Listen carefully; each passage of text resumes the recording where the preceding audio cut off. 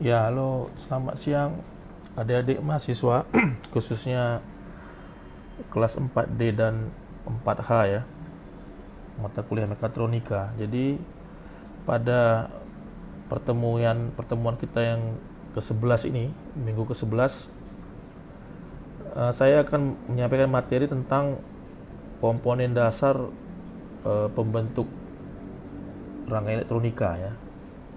Sebagai pengantar sebenarnya mungkin materi ini bukan hal baru ya, karena seharusnya Anda sudah terima pada waktu Anda di SMA ya. Walaupun demikian, saya akan mereview kembali ya, komponen-komponen dasar yang membentuk rangkaian elektronika karena ini sangat-sangat fundamental.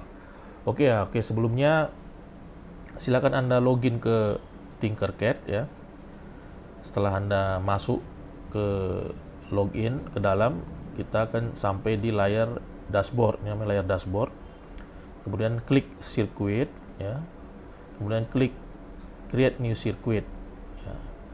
Kemudian tunggu beberapa saat, mungkin ada sekian detik karena si browser kita ini akan meloading tanda kutip engine ya. Engine sebagai perantara antara browser kita dengan server ya, servernya ya di perusahaan penyedia ya. Jadi ada beberapa saat dia meloading engine. Nah, setelah tampil layar seperti ini seperti sudah ready ya. Nah, pertama kita ganti nama sirkuitnya menjadi komponen dasar. Kemudian tekan enter. Nah, jadi kalau kita lihat alat-alat elektronika ya di rumah aja lah, kehidupan sehari-hari ya. Alat elektronika dari yang paling sederhana, apa yang sederhana itu misalnya setrika listrik ya. Saya rasa setiap rumah punya setrika listrik. Kemudian sampai yang canggih ya. Alat elektronika yang canggih itu misalnya apa? Smartphone ya. Itu handphonemu yang kamu pakai untuk komunikasi. Juga laptop ya. Juga mungkin sekarang apa? Satelit ya. Macam-macam lah. Nah, kalau kita buka jeroannya ya, misalnya Anda buka lah apa isi dari setrika ya, apa dalemannya itu. Juga Anda buka handphone Anda ya, buka casingnya, nampak nanti motherboardnya. Kalau Anda punya komputer desktop di rumah, buka juga casingnya, lihat motherboardnya. Nah, nanti kan terlihat di situ rangkaian elektronika kan.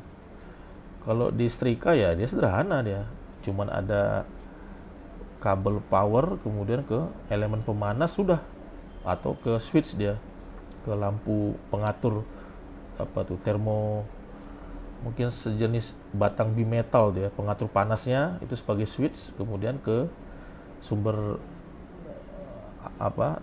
tegangan AC listrik rumah, kemudian ke elemen pemanas. Itu aja kan komponennya. Nah, tapi kalau kita buka motherboard komputer misalnya, wah itu akan kelihatan rumit kan. Ada ribuan komponen di situ. Juga jalurnya itu ya. Mungkin wah jelimet.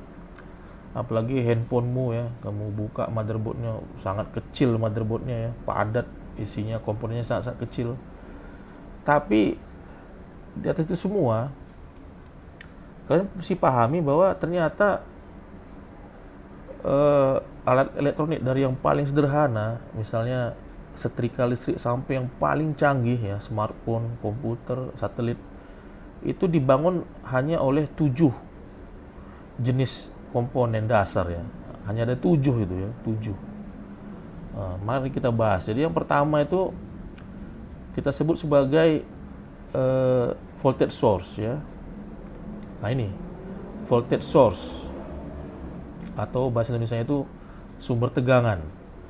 Nah, ini juga bukan ilmu baru ya, Anda harusnya sudah tahu waktu SMA gitu. Jadi ada 2 jenis sumber tegangan yang kita ketahui ya. Pertama itu namanya DC voltage source ya.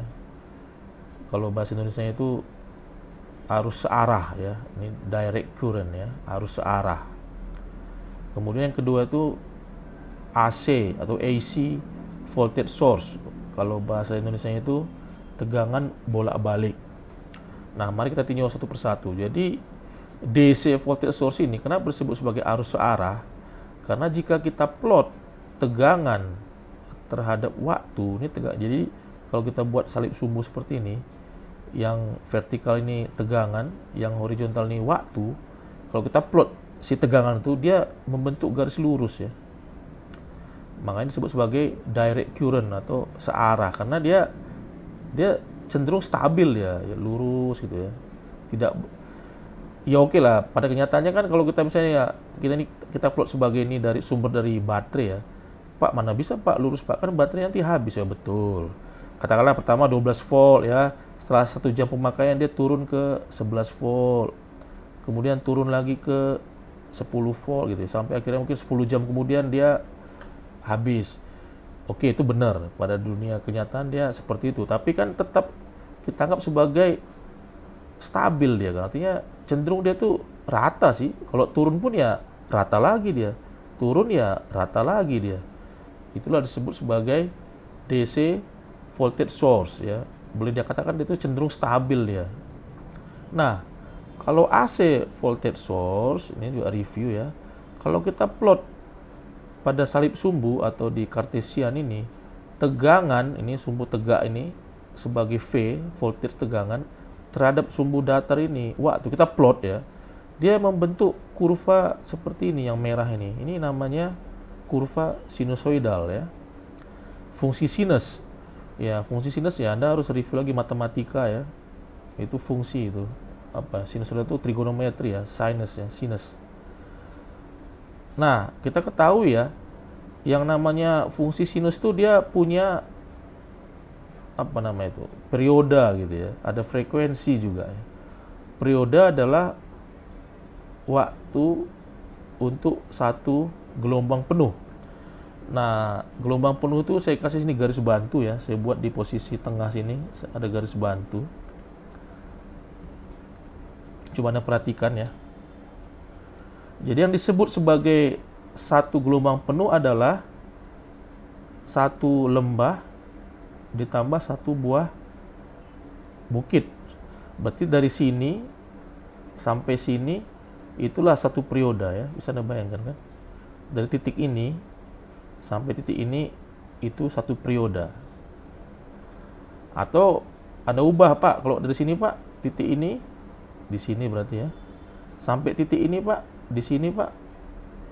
Iya, satu periode juga. Jadi dari sini kayak dari sini sampai titik ini ya satu periode juga. Yang penting dia jarak antara satu buah lembah dengan satu buah bukit. Jadi dari sini ke sini satu periode gitu ya. Nah, jadi ciri khas dari AC voltage source adalah satu tegangan terhadap waktu itu berbentuk sinusoidal. Berarti dia punya periode juga punya frekuensi. Frekuensi adalah berapa kali dia membentuk satu gelombang penuh ini per detiknya. Misalnya kalau 1 Hz berarti setiap 1 detik dia akan berosilasi satu gelombang penuh. Berarti waktu dari sini sampai sini 1 detik gitu. Itu 1 Hz. Kalau 10 Hz berarti 10 kali dia 10 gelombang penuh dilaksanakan untuk 1 detik. Makanya nanti nanti kita review ya. Jadi nanti hubungan antara periode dengan frekuensi adalah F sama dengan per T kira-kira gitu ya. Oke, itu nantilah. Yang penting ini review bahwa kalau namanya AC itu ya dia grafik tegangan terhadap waktu itu dia berbentuk sinusoidal ya. Nanti lebih detailnya kita pelajari di kesempatan lain. Oke, itu jadi satu voltage source. Nah, di sini juga ada ya. Kalau untuk DC itu kita bisa ketik baterai. Nah, maka dia akan muncul beberapa jenis baterai ya. Ini ada coin cell, ini baterai coin ini biasanya dipakai untuk kalkulator gitu ya, kalkulator Casio gitu.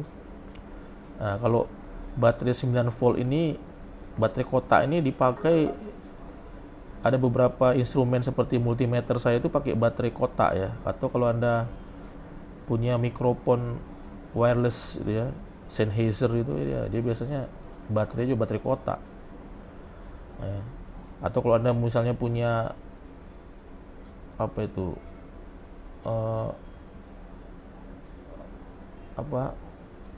gitar listrik itu apa namanya itu, ada namanya alat untuk distorsinya itu, ya, untuk itu biasanya juga pakai baterai kotak. Nah ini baterai AA ya. Baterai AA ini umum dijumpai di jam dinding, kalau kita buka di belakang itu dia baterai AA. Juga ada baterai triple A ya. Ini kan dual A ini, AA. Juga ada triple E, AAA. Triple E itu biasanya lebih kecil lagi dimensinya. Itu baterai untuk remote TV misalnya ya, atau remote AC. Biasanya itu pakai baterainya triple A ya, berarti lebih kecil dari ini. Nah, juga sini kan nampak kan, ada bacaan 3 volt, berarti ini tegangannya 3 volt DC. Kalau yang ini 9 volt, berarti tegangannya itu 9 volt DC, ini 1,5 volt. Nah, yang warna terminal yang warna merah ini positif ya, terminal yang warna hitam negatif. Jadi ini positif, yang merah positif, yang hitam negatif. Nah, itu tentang power supply ya. Nah, komponen yang kedua ya, komponen yang kedua itu disebut sebagai resistor ya.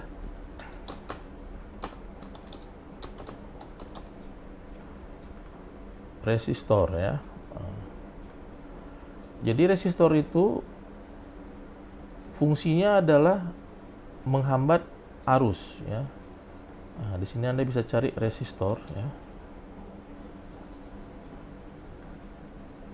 Resistor ya. Nah, ini dia ya. Nah, dia ada dua jenis nanti kita pelajari ya. Satu yang fix dan yang variabel. Nah, ini ya. Ini resistor kita ya.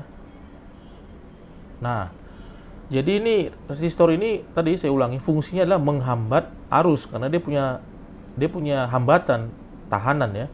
Besarnya ohm, satunya ohm. Jadi pertanyaan anak-anak ini, kenapa Pak mesti dihambat, Pak? Jadi begini ya. Kalau Anda punya sumber tegangan seperti baterai 9 volt atau 12 volt, terus Anda punya beban ya. Itu biasanya tuh arus dibatasi deh. Kalau nggak dibatasi nanti terjadi arus yang kelebihan arus ya, maka akan merusak si komponen. Ya, nanti kita pelajari hukum Ohm lah ya. Berarti arus itu mesti dibatasi. Tidak boleh dia dari sumber tegangan ke beban tuh di-los gitu aja ya. Nanti dia kelebihan arus dia akan merusak si komponen itu sendiri. Jadi komponen yang membatasi arus itu namanya resistor ya. Ini fixed resistor, artinya nilainya tetap. Jadi berapa tahanannya dia gambarkan dengan gelang-gelang ini ya. Jadi Anda review lah ya. Ini ada tabelnya. 3 gelang keempat ini toleransinya. Jadi 3 gelang ini berapa besar hambatannya dalam satuan ohm. Biasanya yang ini cincin keempat ini biasanya toleransinya berapa persen gitu ya. Ini fix, artinya contoh lah misalnya ini kita anggaplah ini 10. Ini bisa kita atur, kalau di sini gampang dia. Kita buat misalnya 1 kilo ohm gitu atau 10 kilo ohm. Ini kan, ini satuannya ada bisa kilo, ohm, mili, mikro, macam-macam ya, mega. Kita pilih kilo ohm, 10 kilo ohm misalnya. Maka ini besar tahanan ini 10 kilo ohm. Nah, kalau ini namanya resistor yang variabel. Artinya besar tahanannya bisa diatur minimal sampai ke maksimal gitu. Contoh ini biasa kita pakai, biasa itu 10 ya, 10 kilo lah. Ini 10 kilo ohm ini umum di pasaran ya. Namanya variable resistor atau orang bilang potensiometer 10 kilo ohm. Berarti tahanannya ya 10 kilo ohm gitu. Bisa kita atur besar tahanan. Nanti kita demonstrasikan di sirkuit ya. Bahwa dengan memutar si knob ini kalau kita simulasikan dia bisa diputar ya. Dengan memutar si knob ini berarti tahanannya bisa kita atur gitu. Ini untuk yang variabel resistor, tapi yang untuk ini yang fix ya nggak bisa. Kalau kita mau ganti tahanannya ya kita ganti si resistor ini dengan yang tipe yang lain gitu, yang sesuaikan. Kita beli, pada waktu kita beli, kita bilang kok beli yang 10 kilo gitu, kok beli resistor yang 1 kilo gitu. Seperti itu ya. Kalau yang ini kan kalau 10 kilo ohm, tapi kan bisa kita atur nanti, bisa 10 kilo ohm atau berapa gitu, nanti kita buktikan di rangkaian. Oke ya.